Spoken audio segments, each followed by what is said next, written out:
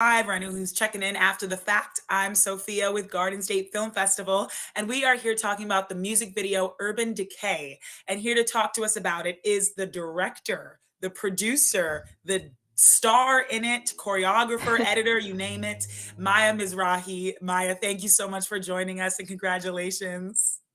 Thank you so much, Sophia. I could not be more excited to be returning again to the Garden State Film Festival. It's my second year in a row, so I'm really excited to get back to Asbury Park. Me Woo. too. And thank you so much. You came in last year with another music video as well, right? Yeah, I came Ghost with Town. Ghost Town. Yeah. Yes. Thank It you was for bringing actually music filmed videos to last Garden State time. Film Festival. Oh, Happy to. I'm honored to. sorry, I interrupted you there. What did you say? No, I was just saying last year it was filmed actually directly in the casino where the film festival is going to be hosted again this year. So Oh my gosh. I'm So it's full excited. circle. Amazing. So let's start off by telling everybody a little bit about you and Urban Decay. So, hi everyone. My name is Maya Mizrahi. I'm a director and choreographer and dancer. Um, about Urban Decay, over the past year, I've seen a lot of old, neglected buildings being torn down, oftentimes for good reason, considering a lot of them are dangerous and unstable. But a lot of times, these spaces, which have been neglected for long periods of time, still hold the memories and markings of the people that spend time in them, especially in the form of graffiti. So I know graffiti is a controversial art form, but when I first found the space that we filmed Urban Decay in, I was really struck by the colors, the images, the symbols that lined the walls. There's an image of a silhouette of a woman against a bright red pillar, and on the opposite side of a pillar is a geometric face. And honestly, I could spend days just researching what the hidden meaning was behind all these different images. But what's really unique about the space where we filmed is that it's actually this decaying building that's situated on a gorgeous beach. So naturally, you find yourself drawn to the water, the wind, and wanting to go outside and leave the space behind, which seems to be obstructing the natural environment. So the piece is really about this push and pull of, on the one hand, wanting to leave the dark, grungy, dirty space, but on the other hand, the markings of the people and the personal histories that are inside the building create, in a strange way, a feeling of comfort and familiarity. And so going outside to be in nature seems a little bit scary and unknown. Oh my gosh, I love that inspiration for this music video. That is beyond beautiful. And I also love like abandoned buildings. I'm a lover of graffiti. So I was so drawn to where you filmed this. And for a second I thought it was in Asbury because it kind of reminds me, the abandonment and the graffiti, but you didn't film it in Asbury. Tell us where you filmed Urban Decay.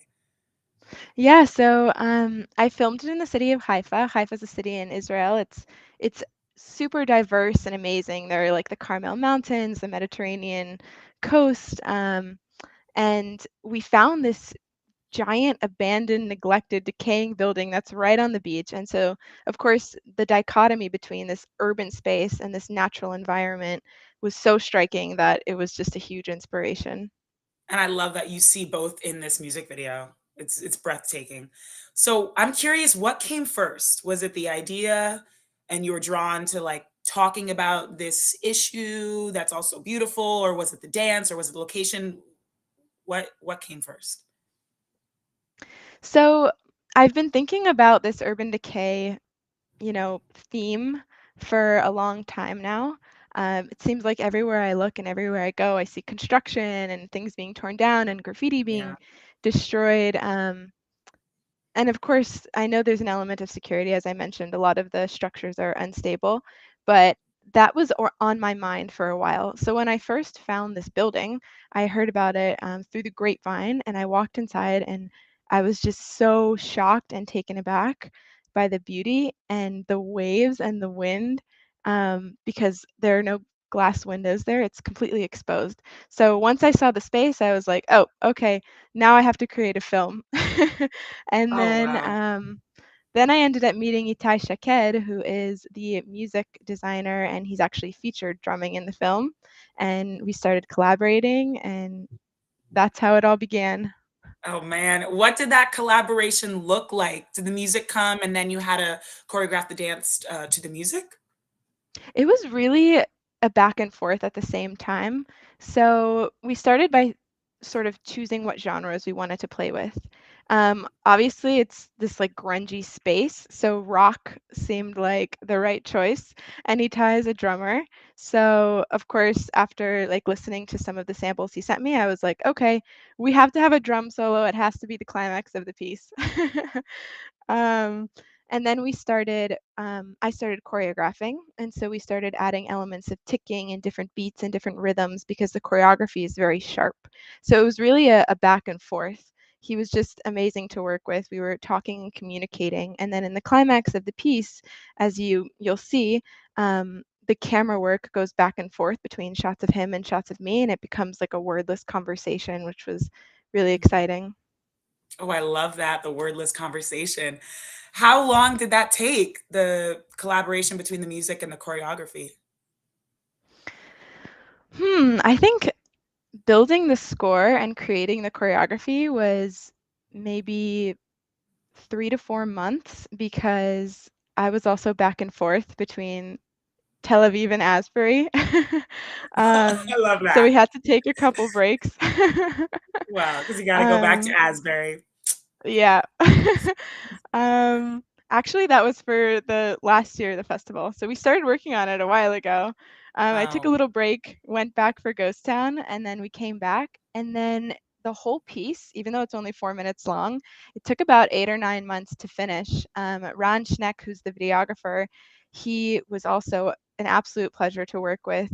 He spent time studying my movement style and choreography before we actually filmed. So that way we filmed it in 2 days, and he just came in with a camera and was just running and moving with me the whole time and getting these interesting blurred shots of Itai and even some slow motion shots, which at first I was like, whoa, slow motion, you can really see everything.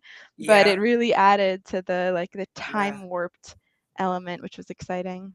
Oh, I completely agree, and I'm so happy you mentioned the videographer. He did an amazing job. So you guys didn't go in with, like, a set shot list, because I can't even imagine what it's like not only, like, videotaping a dance, but directing it. So were you guys planning all those shots and what you guys did in those 2 days of filming?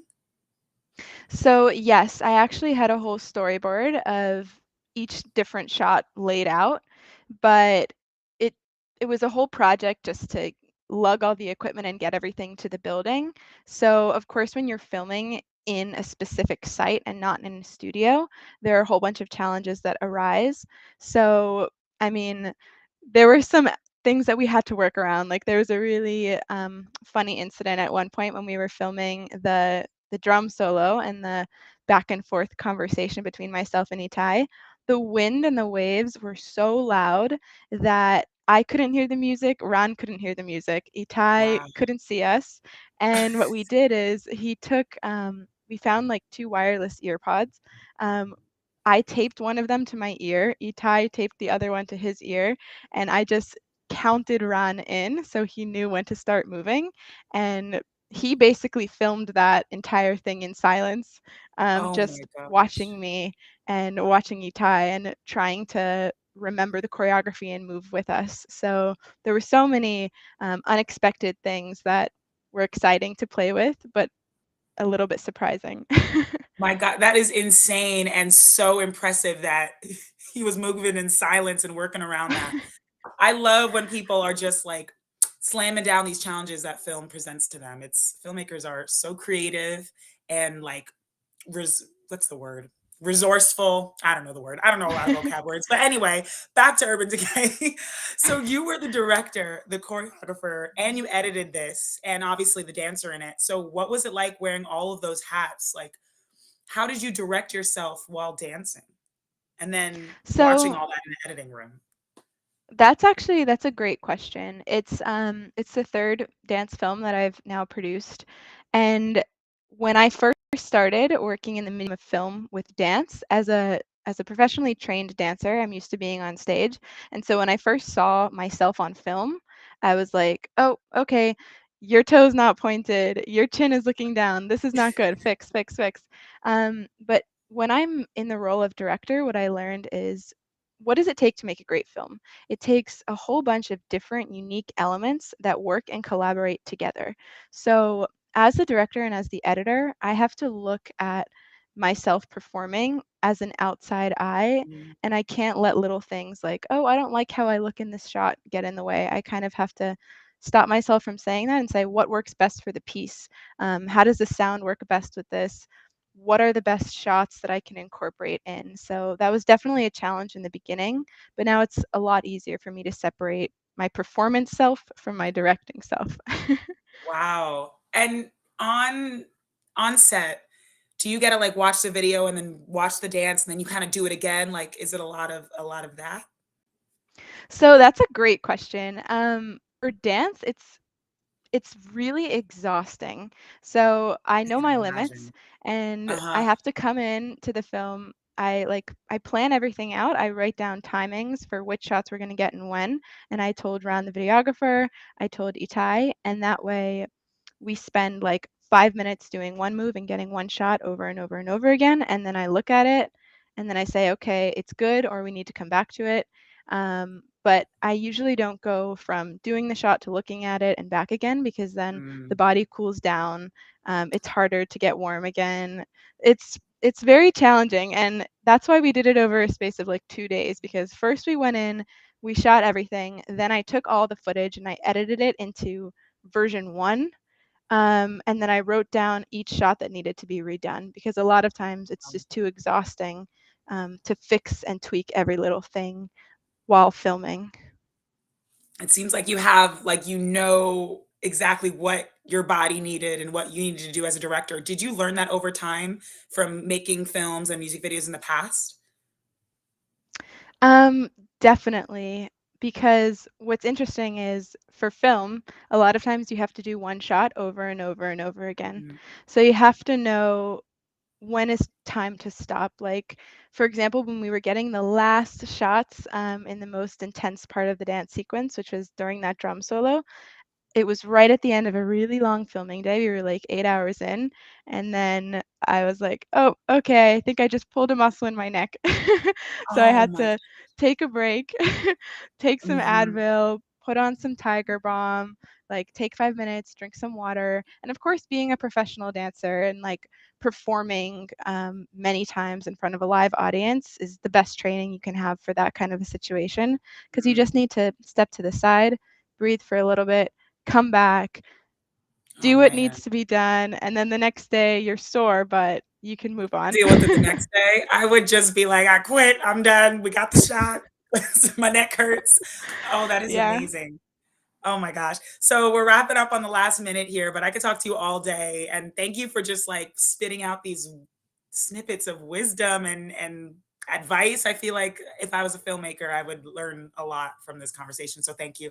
Um, but Thank I would you. love to know why you came back to Garden State Film Festival, why you keep coming back to Asbury. Like, what do you love about the festival? And how does it feel to have Urban Decay here again at the Garden State, or your second film at the Garden State Film Festival? Well, actually, my family lives in Asbury, and so it's coming home for me. And I mean, last time the event was just such an incredible experience. I mean, it's so unique because they really do a wonderful job of uplifting all of this new creative independent talent, especially in New Jersey. I mean, I was born and raised in New Jersey. I'm a Jersey girl. And I think what's really amazing about the festival is that they really care about each individual film and they make every film feel valued. And so I'm just so excited to come back. I had the best time. I can go see my family. I can be home. I can't wait. Amazing. And you're coming all the way from Israel to come to Garden State Yep. Film Festival and see Urban Decay with the rest of the audience. That is amazing. Thank Oh you my so gosh. much, Sophia. Maya, congratulations. Thank you. You are extremely talented, and I look forward to seeing any of your work in the future. And I hope you continue to submit to Garden State Film Festival. Thank you so much. Pleasure to be here. You too. And before we hop off, let me just tell everyone how they can see Urban Decay and meet Maya. It will be screening Sunday, March 26th in the Berkeley Hotel in the Continental Room in the film block 12 p.m. to 2:15 p.m. So definitely check it out. Maybe meet Maya. And yeah, I'll see you at the festival. Thank you so much for joining us again. Bye.